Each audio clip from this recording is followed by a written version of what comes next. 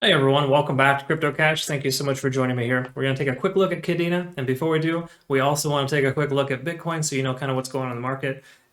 Probably explain the reason why we're having such a red day here, at least an influencing factor. So Bitcoin's doing quite poor today. We're down about 4% overall on the day, and that's just based on the sheer fact that we have a tremendous amount of low volume in the last week's worth of trading. Okay, so there's kind of like this indecision in the market. Bitcoin looks pretty weak. That's why this did not hold and it just completely sold off.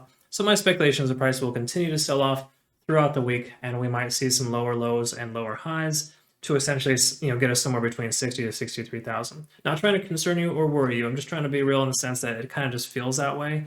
And we closed a lot of our positions earlier today to be on the safe side in our trading community for that specific reason alone. So I hope that continues, obviously, because when we can get a better buying opportunity, there's nothing wrong with a lower price.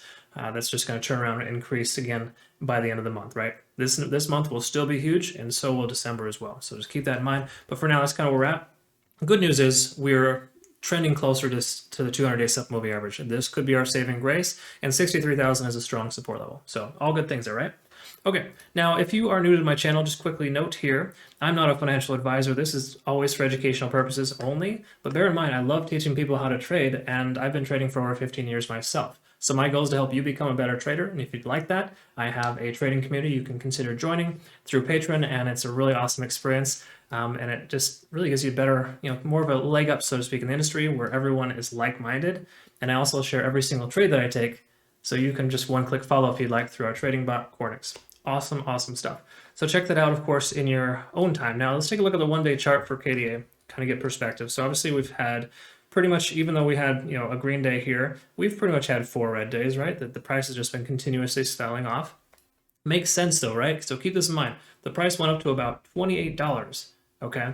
And before that, it was somewhere around $7, not less than 8 to 10 days earlier. So you got to understand KDA is extremely overextended. No matter how good of a product it is, it's gonna, the bears are gonna take their profits, right? That's what's happening.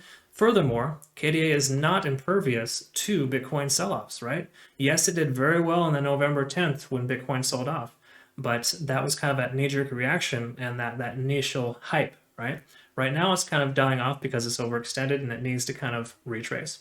So just, understanding that is helpful. Big picture too, we just lost 70 on the RSI. That's not a great sign. It's not necessarily bad. Doesn't mean we're bearish by any means. It just means the big picture implies that we should probably see some sideways action at best in the near future.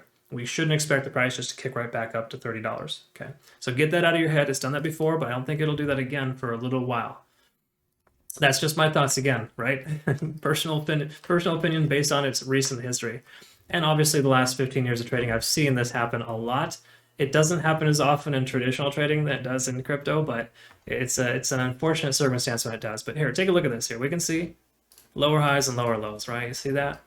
Obviously, that's occurring.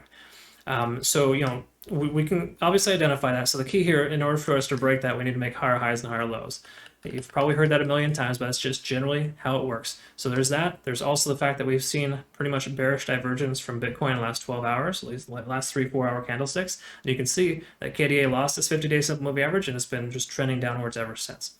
So that's kind of what happens. Coins like this are one of the first things to go, the ones that are overextended, right? For lack of better terms, Mana, Sand, even I think Luna too. They're all pretty much going straight to the wayside because it's like the first thing that you want to liquidate if Bitcoin's doing poorly, right? That's just what people think. Obviously, there's that return where the price will come right back up as a result of that. So so you got to keep that in mind. That the price can definitely come back. Not to say that we're out of the we're just going to be stuck at $19, sub 19 forever. It just you got to understand big picture, how people think. Fear is a lot easier to identify than greed. That's why bear markets I prefer rather than bull markets, because you can anticipate price action a lot better, a lot faster than you can with a greed market, because you never truly know when somebody's going to want to, blast the price up. You can pretty much anticipate it going down.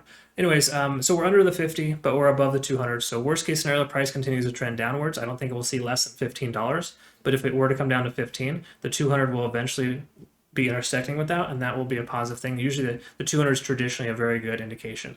Here's another thing that also implies bearish divergence. Price is under 50 on the RSI, so we pretty much lost that support level. That'll be a potential resistance level now, so it'll be harder for it to break above which is roughly where the 50-day simple moving average is, at about 2150. So 2150 I think will be a pretty strong resistance eventually soon.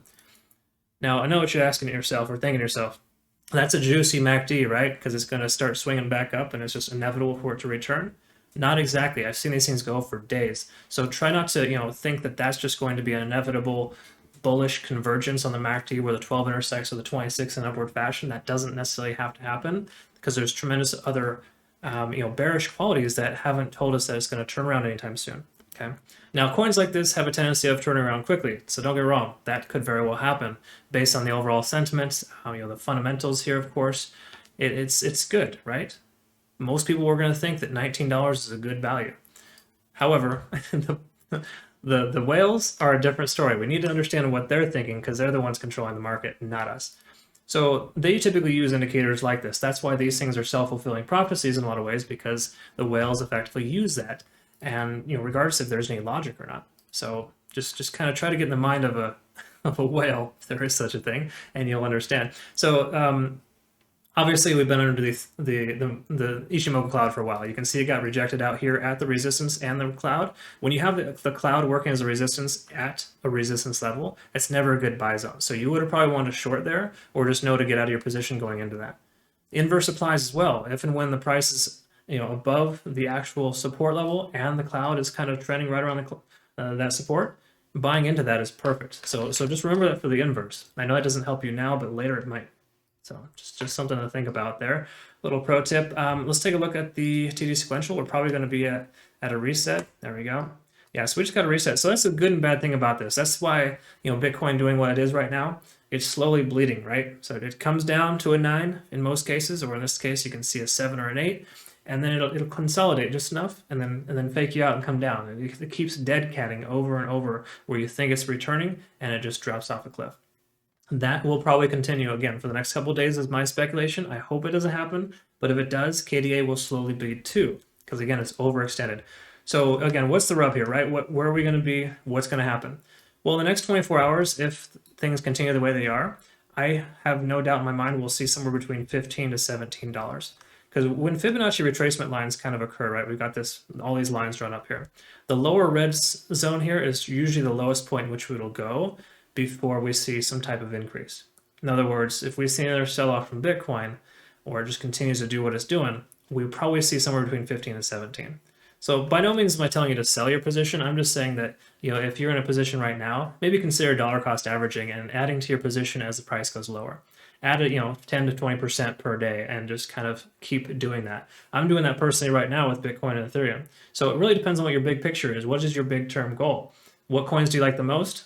Slowly DCA them into that scenario. Okay, so just keep that in mind. So that being said, be cautious, be careful.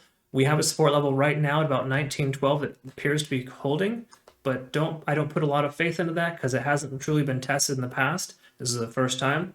And, I don't think Bitcoin is officially done selling off personally. That's just me.